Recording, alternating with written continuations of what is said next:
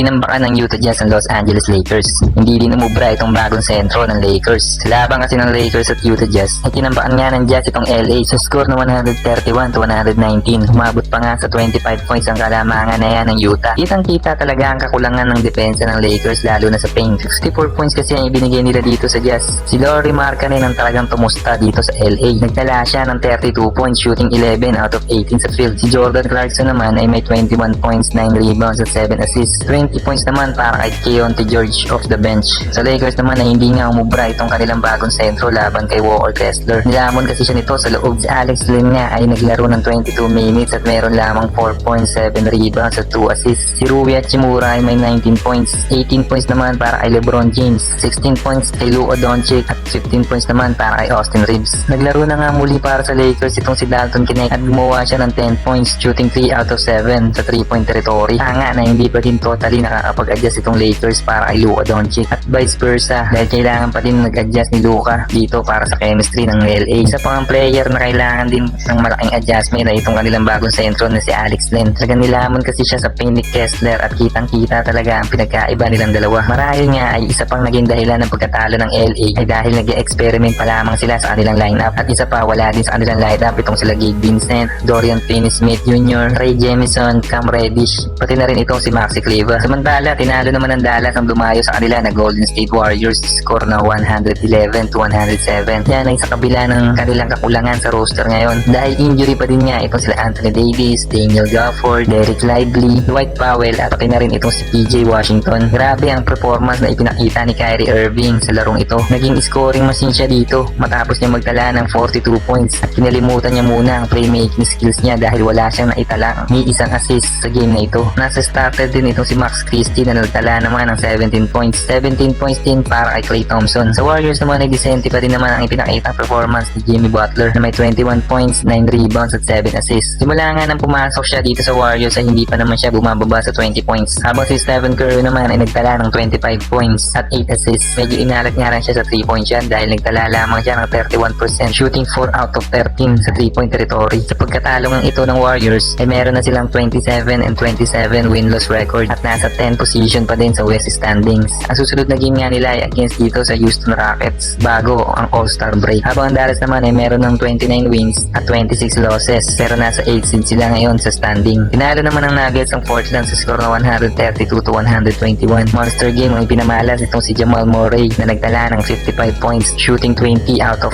36 sa field dahil nga dyan ay meron ng 8-game winning streak itong Nuggets. Nagtala ulit si 3-time MVP Nikola Jokic na isa na namang triple-double with 26 points, 15 rebounds at 10 assists.